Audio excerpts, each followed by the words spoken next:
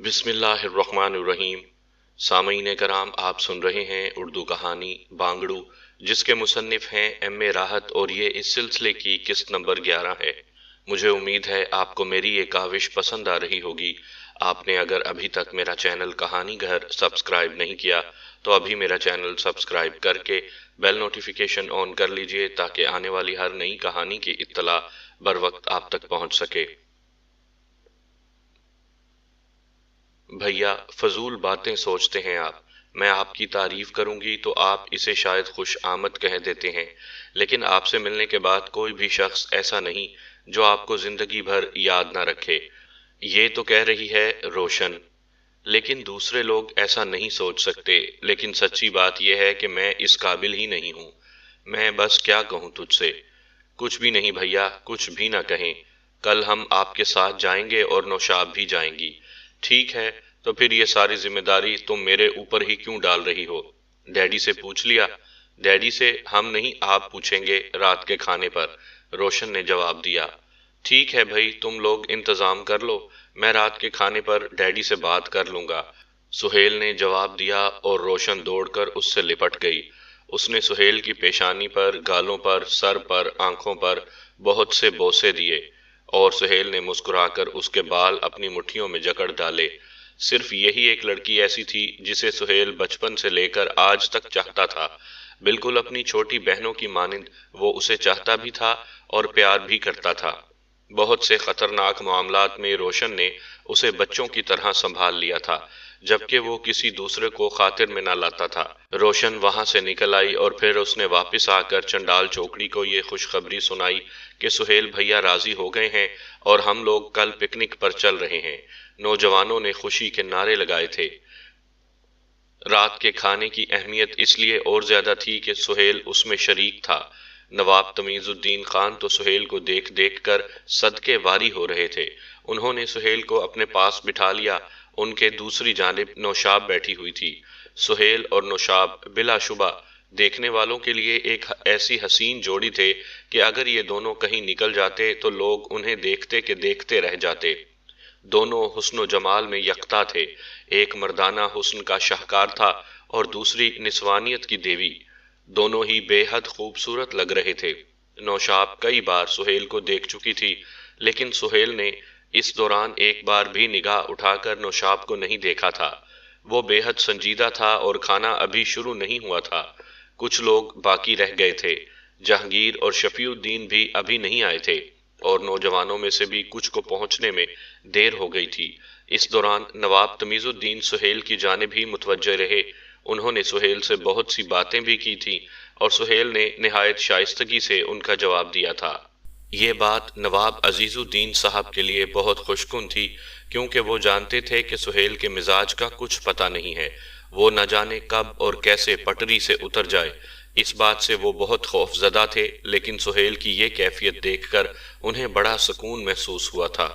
تھوڑی ہی دیر کے بعد جہانگیر عالم اور شفیع الدین شیکی دوسرے لوگوں کے ساتھ ڈرائنگ روم میں داخل ہوئے۔ لمبی میز کے گرد بہت سی کرسیاں خالی تھیں۔ نواب عزیز الدین صاحب کی کوٹھی میں عموماً دسترخوان بڑا طویل ہوا کرتا تھا، اور اس کے لیے ڈائننگ ہال میں ایک عظیم الشان میز لگوائی گئی تھی۔ دونوں بانگڑو ایک دوسرے سے کشیدہ تھے۔ ان کی آپس کی بات چیت بند ہو گئی تھی، اور اب فیصلے کے بعد ہی کوئی سلسلہ شروع ہو سکتا تھا، اور فیصلے کے ہونے میں ابھی 12 سے لے کر 20 گھنٹے باقی تھے۔ لیکن اس دوران انہوں نے ایک دوسرے کی دشمنی پر کمر باندھ لی تھی۔ البتہ حال میں داخل ہو کر جب ان کی نگاہ سہیل پر پڑی تو شفیع الدین شیکی بری طرح اچھل پڑا تھا۔ اس نے ایک دم عالم پناہ کے قریب ہونے کی کوشش کی، لیکن صفدر نے ایک دم اس کا کالر پکڑ کر اسے پیچھے گھسیٹ لیا۔ شیکی حیرانگی سے صفدر کو دیکھنے لگا۔ ایسے مت دیکھو، گھسیٹا تمہیں صرف اس لیے ہے کہ تم عالم پناہ سے کوئی گفتگو نہ کر سکو، تم غصے کے عالم میں ہونا۔ اے ہاں دلربا، دلربا، شیکی نے اپنی گردن میں گٹار تلاش کرنے کی کوشش کی، لیکن ظاہر ہے کہ کم از کم ڈائننگ ہال میں تو گٹار کا لایا جانا ممکن نہیں تھا۔ نواب تمیز الدین اسی وقت جوتے مار کر باہر نکال دیتے، چنانچہ اس وقت وہ تشنا سا رہ گیا۔ صفدر اسے لے کر ایک کونے کی طرف بڑھ گیا تھا۔ عالم پناہ دوسری سمت بڑھ گئے تھے۔ یہ کیا شیکی، کیا تم جہانگیر سے خوف زدہ ہو؟ ہرگز نہیں، ہرگز نہیں، شیکی نے غصیلے انداز میں کہا۔ پھر تم اس سے گفتگو کرنے کی کوشش کیوں کر رہے تھے؟ ایک بہت ہی اہم مسئلہ آن پڑا تھا۔ وہ کیا؟ میں نے اس چور کو پکڑ لیا ہے۔ چور؟ صفدر نے تعجب سے ادھر ادھر دیکھا۔ ہاں چور، وہ دیکھو نا، انکل کے ساتھ بیٹھا ہوا ہے۔ چچا جان نہایت شفقت سے اس سے گفتگو کر رہے ہیں۔ میں کہتا ہوں کون ہے یہ؟ کون ہے؟ او، یہ وہی چور ہے جو بائیں باغ میں نوشاب سے گفتگو کر رہا تھا؟ صفدر نے پوچھا۔ بالکل بالکل، سوچ لو اچھی طرح سے میاں شیکی۔ میں کہتا ہوں میری آنکھیں دھوکہ نہیں کھا سکتی، اور دیکھ لو اب وہ اس سے کس قدر قریب ہے۔ خدا کی قسم میں برداشت نہیں کر سکتا۔ اس کے بدن کی لہریں اس کمبخت کے بدن کی لہروں سے ٹکرا رہی ہوں گی۔ عالم پناہ، جہاں جہاں اس نے آواز لگانے کی کوشش کی، صفدر نے اس کا منہ بند کر دیا اور اسے ایک کرسی پر بٹھا دیا۔ میرا خون کھول رہا ہے۔ کوئی بات نہیں، ٹھنڈا پانی پی لو، ٹھنڈا ہو جائے گا۔ صفدر نے پانی کا ایک گلاس اس کی جانب بڑھا دیا اور شیکی نے سارا پانی حلق میں انڈیل لیا۔ پھر وہ سرگوشی کے انداز میں بولا، مگر یہ ہیں کون؟ نوابزادہ سہیل عزیز الدین۔ کون؟ شیکی نے کانوں پر ہاتھ رکھ کر پوچھا۔ نواب عزیز الدین کا بیٹا، نوابزادہ سہیل عزیز الدین۔ صفدر نے الفاظ چبا چبا کر ادا کیے اور شیکی بدحواس ہو گیا۔ تو یہ اوہو بیڑا غرق ہو گیا نا بیڑا غرق۔ شیکی کا چہرہ اتر گیا۔ کیوں؟ کیا ہوا؟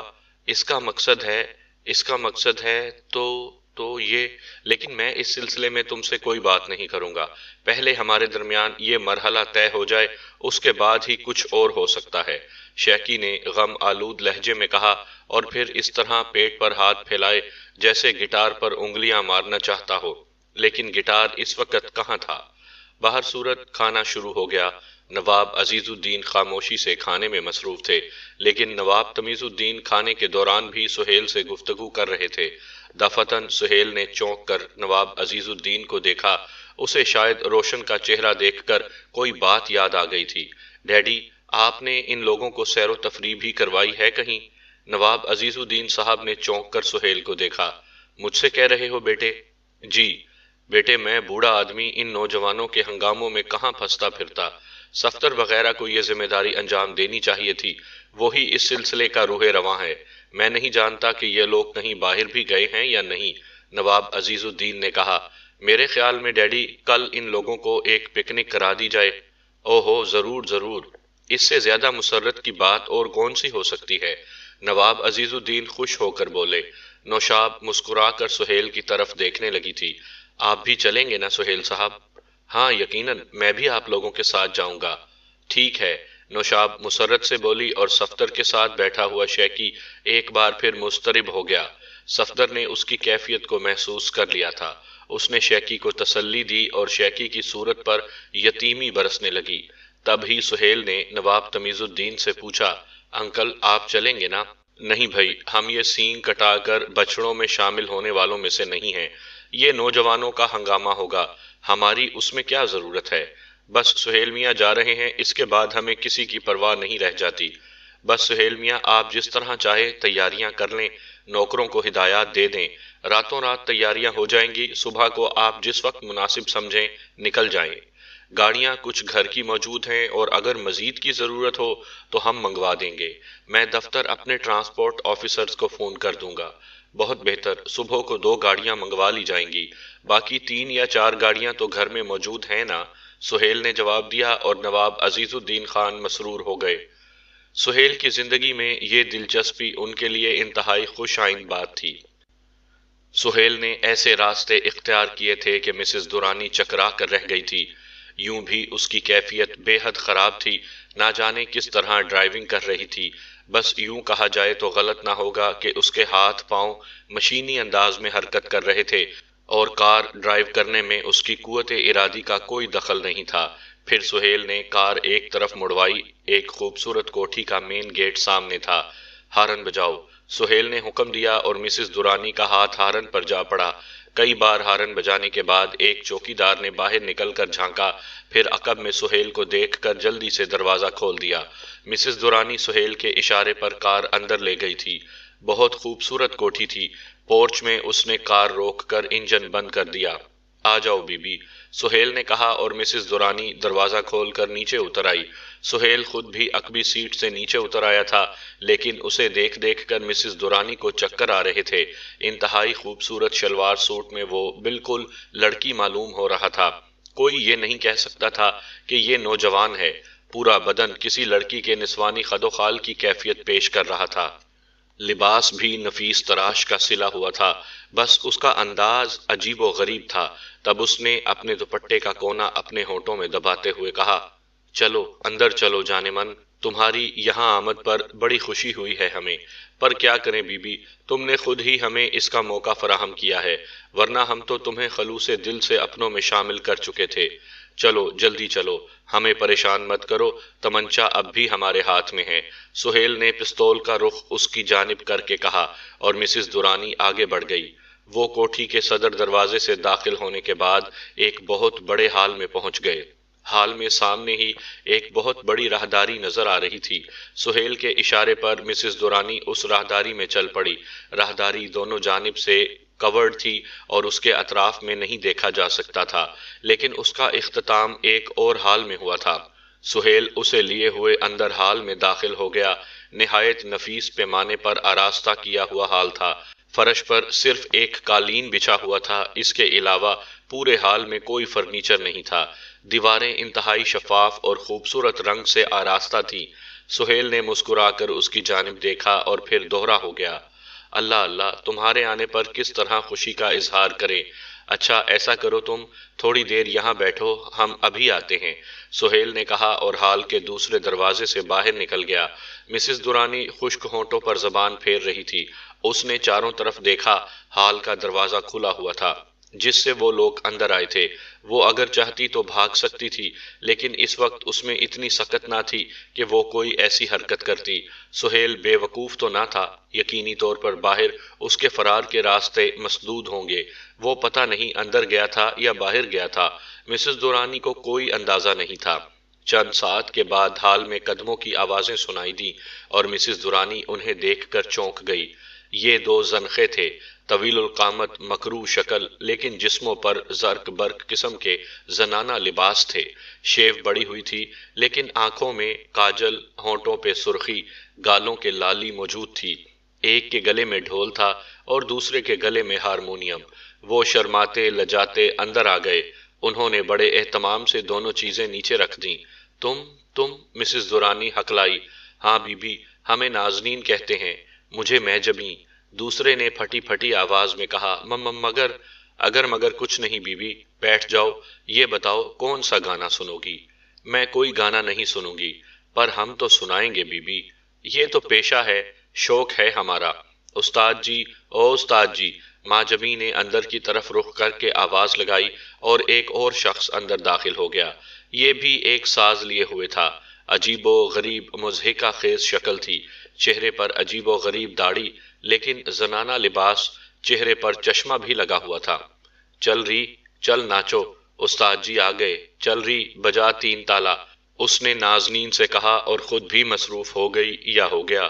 اس کے بعد کمرے میں محفل موسیقی جم گئی۔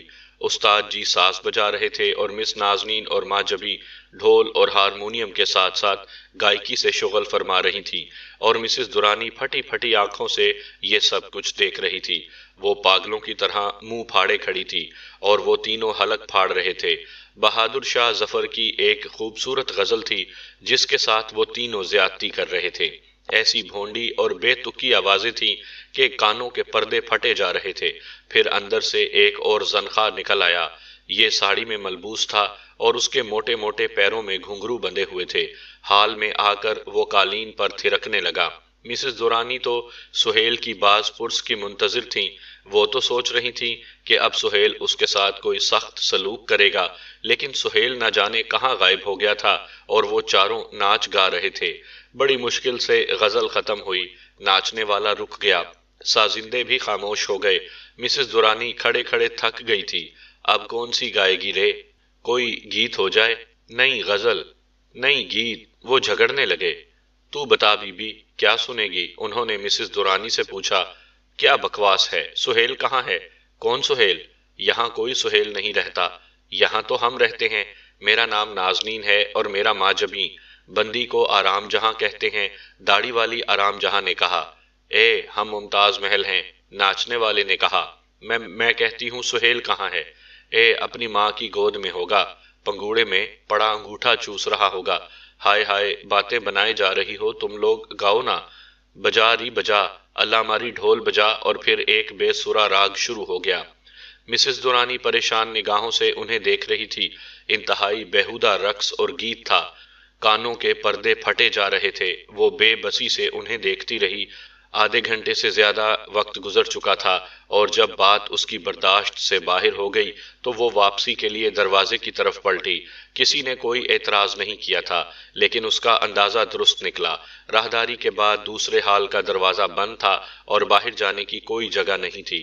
وہ بڑی بے بسی محسوس کر رہی تھی، اعصاب پھٹے جا رہے تھے۔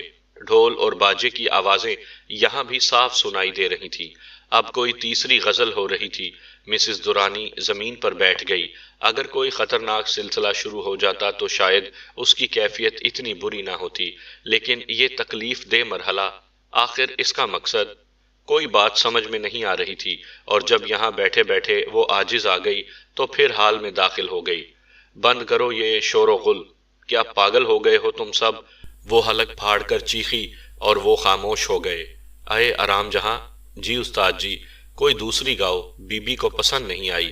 کوئی فلمی گانا سنو گی بی بی؟ اب اگر تم نے آواز نکالی تو مجھ سے برا کوئی نہ ہوگا۔ مسز دورانی دھاڑی۔ تم سے بہت برا ایک یہاں موجود ہے بی بی، اس کا کہنا ہے کہ ساری رات تمہیں گانے سناتے رہیں۔ اور ایک بات اور سن لو بی بی، سونے کی کوشش مت کرنا، چل رہی شروع ہو جا۔ اور ڈھول کی دھما دھم پھر گونج اٹھی۔ بند کرو، میں کہتی ہوں بند کرو۔ مسز دورانی دھاڑی اور ان پر جھپٹ پڑی، لیکن رقص کرنے والے نے ناچتے ناچتے پیچھے سے اس کی کمر پر ایک لات رسید کر دی، اور مسز دورانی اوندھے منہ قالین پر جا پڑی۔ رقص کرنے والا اب بھی مٹک مٹک کر رقص کر رہا تھا۔ مسز دورانی نے اپنی جگہ سے اٹھنے کی کوشش نہیں کی۔ لات بہت زوردار تھی، اور اس کی ریڑھ کی ہڈی میں خاصی چوٹ آئی تھی۔ زنخے بدستور بے ہنگم آوازوں میں گا رہے تھے۔ تب دفعتاً مسز دورانی کے بدن سے ٹھنڈا ٹھنڈا پسینہ چھوٹنے لگا۔ کیا یہ سزا ہے؟ کیا سہیل نے اس کے لیے اس ذہنی سزا کا انتخاب کیا ہے؟ غور کرنے سے احساس ہوا کہ یہ سزا دوسری سزاؤں سے زیادہ سخت ہے۔ ان لوگوں کی بھیانک آوازیں براہ راست اس کے اعصاب متاثر کر رہی تھیں، اور اسے یوں محسوس ہو رہا تھا جیسے وہ پاگل ہو جائے گی۔ وہ فرش پر پڑی رہی اور وہ گاتے رہے۔ کمبخت تھک بھی تو نہیں رہے تھے۔ جوں جوں گاتے جا رہے تھے ان کی آوازیں کھلتی جا رہی تھیں۔ مسز دورانی پھر اٹھ کر بیٹھ گئی۔ وہ وحشت زدہ نگاہوں سے انہیں دیکھ رہی تھی۔ 2 گھنٹے گزر گئے۔ سر کا درد ناقابل برداشت ہو گیا تو وہ پھر فرش پر لیٹ گئی۔ اس نے آنکھیں بند کر لیں، لیکن ان کمبختوں نے ایک اور حرکت کی۔ برف کی طرح سرد پانی سے بھرا ہوا جگ اس پر انڈیل دیا گیا۔ مسز دورانی ہڑبڑا کر اٹھ گئی۔ اس کی آنکھیں انگاروں کی طرح سرخ ہو رہی تھیں۔ اس نے سہمی ہوئی نگاہوں سے پانی ڈالنے والے کو دیکھا اور وہ ہنس پڑا۔ نہیں بی بی، یہاں سونا منع ہے۔ کیا بکواس کر رہے ہو تم؟ ہم کیا بکواس کریں گے بی بی، ہم تو حکم کے بندے ہیں، ہم تو غلام ہیں اس کے۔ دوسرے نے کہا۔ کس کے؟ نصیبوں کے، استاد نصیبوں کے۔ کہاں ہے وہ؟ بلاؤ اسے، میں اس سے بات کروں گی۔ مسز دورانی نے کہا۔ وہ تو چلی گئی، اب تو ہم ہیں، ہم سے بات کرو، گانے سنو، چل رہی نازنین شروع ہو جا۔ اور وہ پھر شروع ہو گئے۔ مسز دورانی اپنی زندگی کے سب سے کربناک رات گزار رہی تھی۔ سخت شور اور ہنگامے سے اس کے دماغ کی رگیں پھٹی جا رہی تھی۔ اس عالم میں بھی اگر کبھی اس کا ذہن غنود ہوا تو ٹھنڈے پانی سے اسے بھگو دیا گیا۔ یوں ساری رات گزر گئی۔ صبح کو اس کی حالت بہت بری تھی، اور جب سورج نکل آیا تو گانا بجانا ختم ہوا۔ چلو استاد جی، صبح ہو گئی، چلو بی بی اب آرام کرو۔ لیکن مسز دورانی میں اب اٹھنے کی سکت کہاں تھی؟ وہ چاروں اسے گھسیٹتے ہوئے اندر لے گئے تھے۔ کئی راہداریوں سے گزرتے ہوئے وہ ایک ایسی جگہ پہنچ گئے جو شاید قید خانے کے طور پر استعمال ہوتی تھی۔ بہت بڑی جگہ تھی، لیکن سلاخیں لگی ہوئی تھیں۔ ان سلاخوں کے پیچھے 8-9 آدمی نظر آ رہے تھے۔ دروازے سے مسز دورانی کو بھی اندر داخل کر دیا گیا۔ وہ دروازہ بند کر کے واپس چلے گئے۔ مسز دورانی آنکھیں پھاڑ پھاڑ کر انہیں دیکھ رہی تھی۔ سب کے سب مرد اور خطرناک چہروں والے نوجوان تھے، لیکن ان کی حالت کافی خراب نظر آ رہی تھی۔ مسز دورانی کو وہ بغور دیکھ رہے تھے۔ آپ لوگ کون ہیں؟ مسز دورانی نے خود کو سنبھالتے ہوئے پوچھا۔ پہلی غلطی کے مجرم، ان میں سے ایک نے جواب دیا۔ کیا مطلب؟ مطلب تمہیں معلوم ہوگا، کیا تم نے نصیبوں کے کسی حکم کی خلاف ورزی کی ہے؟ ان میں سے ایک نے کہا اور وہ خشک ہونٹوں پر زبان پھیرنے لگی۔ ہاں، اس نے بمشکل کہا۔ پہلی بار کی ہے؟ ہاں، وہ اسی انداز میں بولی۔ ٹھیک ہے، ابھی تمہارے لیے معافی کی گنجائش ہے۔ یہاں 3 درجے ہیں۔ پہلی غلطی کرنے والوں میں ہم سب شامل ہیں۔ دوسری غلطی کرنے والوں کے لیے بھی یہاں ایک قید خانہ ہے، لیکن تیسری غلطی کے بعد زندگی کا کوئی امکان نہیں رہتا اور نصیبو انہیں قتل کر دیتا ہے۔ او، تو تم سب اس کے سامنے بے بس ہو؟ ہاں، انسان کو زندگی میں کسی نہ کسی کے سامنے بے بس ہونا ہی پڑتا ہے، ورنہ ہم میں سے کون شریف آدمی ہے؟ میرا نام دارا ہے۔ رام گڑھی کے لوگ آج بھی میرے نام سے کانپتے ہیں۔ یہ جگہ ہے، 10 قتل کیے ہیں اس نے زندگی میں۔ وہ داول ہے، پولیس جس کے نام سے کانوں پر ہاتھ رکھتی ہے، اور وہ فقیرہ ہے، فقیروں کی تنظیم کا بادشاہ، جس کے اشارے پر قتل ہوتے تھے، لیکن اب ہم سب نصیبوں کے غلام ہیں۔ ایک غلطی کرنے والے مجرم، دارا نے کہا، اور مسز دورانی کو سردی لگنے لگی اور اس کا بدن بری طرح کانپ رہا تھا۔ سرمئی کا علاقہ شہر سے تقریباً 80 میل دور تھا، خالص تفریحی جگہ تھی۔ سرمئی جھیل بہت وسیع تھی، اس کے اطراف سبزے سے لدے ہوئے تھے۔ جس طرف نگاہ اٹھ جاتی، سرسبز درختوں کے جھنڈ بکھرے نظر آتے، ان سے پرے اونچے نیچے بھورے پہاڑ بکھرے ہوئے تھے۔ ویسے سرمئی جھیل کے علاقے میں بہت کم لوگ آتے تھے، کیونکہ یہاں آنے کے لیے عام راستہ نہیں تھا، عام سواری بھی نہیں ملتی تھی۔ بس جن کے پاس اپنی سواریاں تھیں وہی ادھر کا رخ کرتے تھے۔ 6 گاڑیاں سرمئی کے کنارے آ کر رکی تھیں۔ ان میں سے 4 گاڑیوں میں نواب عزیز الدین کے اہل خاندان تھے، 2 میں نوکر اور پکنک کے دوسرے لوازمات بھرے ہوئے تھے۔ ملازموں کو قیام کے لیے جگہ بتا دی گئی اور وہ جلدی جلدی نفیس قسم کی چھولداریاں نصب کرنے لگے۔ لڑکے اور لڑکیاں بکھر گئے تھے۔ ان نوجوانوں کی تفریح میں بوڑھے یا معمر لوگوں نے کوئی دخل نہیں دیا تھا۔ اس کی بنیادی وجہ یہ تھی کہ سب کے سب آپس میں قریبی عزیز تھے، بزرگوں کو سب پر ہی اعتماد تھا، چنانچہ کسی الجھن کی بات نہیں تھی۔ حالانکہ یہ بات نہیں تھی، نوجوان جہاں ساتھ ہوں وہاں عشق و محبت کے پودے نہ اگیں، یہ ناممکن سی بات تھی۔ چنانچہ بہت سے مسئلے تھے، لڑکے اور لڑکیاں آپس میں ایک دوسرے کے لیے دلوں میں چور رکھتے تھے، لیکن شرافت کی حدود کے اندر۔ آج تک اس کوٹھی میں ایسا کوئی واقعہ نہیں ہوا تھا جو بزرگوں کے لیے شرمندگی کا باعث ہوتا، اس لیے بھی بزرگ ان پر اعتماد کرتے تھے۔ سہیل کا سلسلہ بھی عجیب تھا۔ نوجوان لڑکیوں میں سے تقریباً تمام ہی لڑکیاں اس کے لیے اپنے دل میں چور رکھتی تھیں۔ یہ بات کوٹھی ہی تک محدود نہیں تھی، بلکہ سہیل کی جاذب نگاہ شخصیت باہر کی دنیا میں بھی ہلچل مچائے ہوئے تھی، اور اس سلسلے میں اکثر دلچسپ واقعات پیش آتے رہتے تھے۔ لیکن بد نصیب انسان زندگی کی ان نعمتوں سے محروم تھا، اور اسی محرومی نے اسے کچھ سے کچھ بنا دیا تھا۔ بہت کم ایسا ہوتا تھا کہ وہ اپنے اہل خاندان کے ساتھ کسی دلچسپی میں حصہ لے۔ نہ جانے کس طرح وہ اس بار اس پکنک پر آنے کے لیے تیار ہو گیا تھا، اور اس وقت وہ بھی ایک گاڑی میں اپنے عزیزوں کے ساتھ آیا تھا۔ خاموش اور سنجیدہ سہیل اس وقت ہلکے سرمئی رنگ کے شلوار قمیض میں ملبوس اتنا خوبصورت اور پروقار نظر آ رہا تھا کہ نہ دیکھنے والی نگاہیں بھی اس کو بار بار دیکھنے پر مجبور تھیں۔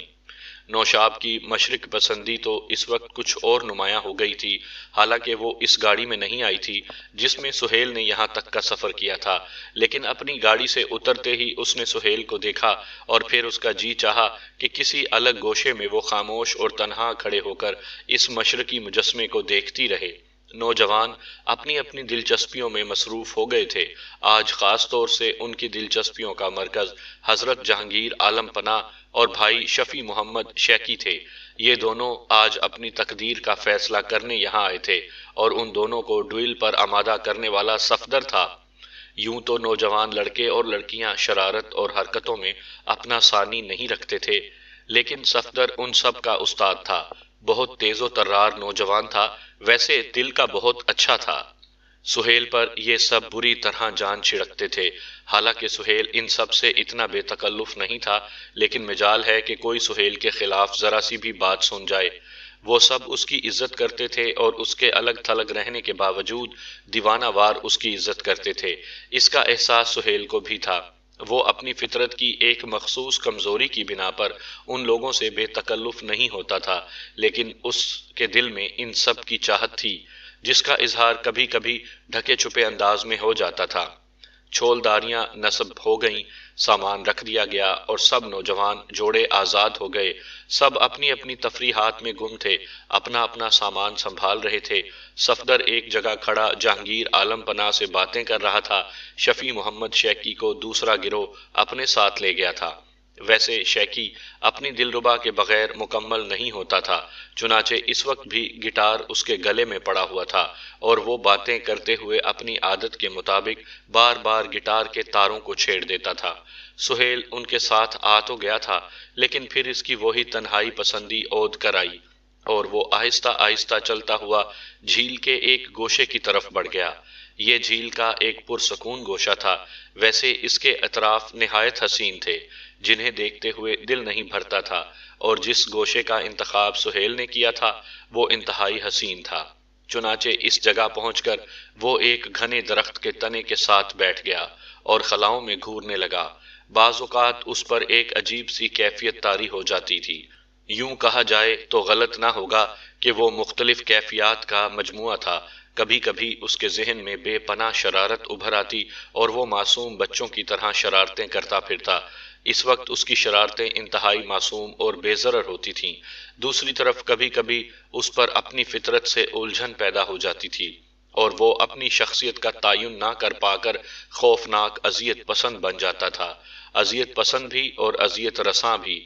ایک تیسری شخصیت بھی تھی اس کی، جس کا اندازہ بہت کم لوگوں کو تھا، یعنی مسز درانی جیسی عورتوں کو یاد اور جیسے خطرناک انسانوں کو۔ بس اس پر مختلف کیفیات کے دورے پڑتے رہتے تھے اور وہ انوکھی شخصیات کا مجموعہ تھا۔ خود اس نے کبھی اپنی ذات کے بارے میں کوئی تعین نہیں کیا تھا کہ وہ کیا ہے، اور اس تعین نہ کرنے کی وجہ سے وہ اکثر جھنجھلاہٹ کا شکار رہتا تھا۔ لوگوں سے الگ تھلگ رہ کر اسے سکون ملتا تھا، لیکن کبھی کبھی یہ تنہائی اسے اتنی خوفناک لگتی تھی کہ وہ خودکشی کرنے پر غور کرنے لگتا تھا۔ اس وقت اس پرسکون گوشے میں بیٹھ کر اسے بڑا سکون مل رہا تھا۔ ذہن میں عجیب و غریب خیالات رقص کر رہے تھے کہ دفعتاً اسے قدموں کی آہٹ سنائی دی اور اس نے چونک کر گردن گھمائی۔ نوشاب تھی، اپنے نام کی مانند شگفتہ اور شاداب۔ اس نام کے تصور کے ساتھ ہی کسی ایسے مشرقی چہرے کا عکس سامنے آتا تھا جو انوکھی رنگتوں کا حامل ہو، جس کے خد و خال میں حسن کائنات جھلک رہا ہو، اور یہ حقیقت تھی کہ نوشاب نام اس کی شخصیت سے بالکل مطابقت رکھتا تھا۔ قد و قامت، جسمانی موزونیت اور حسن کے اس مجسمے کو نوشاب کا نام دے کر صحیح معنوں میں خوش ذوقی کا ثبوت دیا گیا تھا۔ سہیل کو دیکھ کر اس کے ہونٹوں پر ہلکی سی مسکراہٹ پھیل گئی۔ یوں لگا جیسے سیپ کا منہ کھل گیا ہو اور آبدار موتی جھانکنے لگے ہوں۔ سہیل وارفتگی سے اسے دیکھنے لگا۔ اس کی آنکھوں میں پسندیدگی کے تاثرات ابھر آئے تھے اور اس کی آنکھیں نوشاب کے چہرے پر گڑ کر رہ گئی تھیں۔ نوشاب کو احساس ہو گیا اور وہ کسی قدر شرما سی گئی اور آنکھیں جھک سی گئیں، لیکن سہیل کی نگاہیں اس پر سے نہ ہٹیں۔ وہ اس کے بالکل نزدیک پہنچ گئی۔ آپ یہاں کیوں آ گئے؟ سہیل چونک پڑا۔ ہاں، بس میں آپ کو دیکھ رہی تھی۔ آپ اس طرف چلے آئے۔ نوشاب بھی کسی قدر گھبرا سی گئی تھی۔ اسے گفتگو کرنے کے لیے صحیح الفاظ نہیں مل رہے تھے۔ سہیل خود ہی سنبھل گیا اور پھر اس کے ہونٹوں پر مسکراہٹ پھیل گئی۔ تو آپ بھی یہاں چلی آئیں؟ اس نے مسکراتے ہوئے کہا۔ ہاں، وہ بس میں آپ ہی کو دیکھتی ہوئی یہاں نکل آئی۔ کیوں؟ سہیل نے سوال کیا، اور نوشاب کے انداز میں ایک لمحے کے لیے پھر گھبراہٹ سی پیدا ہو گئی، لیکن پھر وہ سنبھل کر بولی، یہ کیوں اور کیا لگا رکھی ہے آپ نے؟ ظاہر ہے میرے لیے آپ سے زیادہ ان لوگوں میں اور کون ہو سکتا ہے؟ میرے اندر کوئی خاص بات ہے؟ سہیل نے سوال کیا۔ ہاں، کیا؟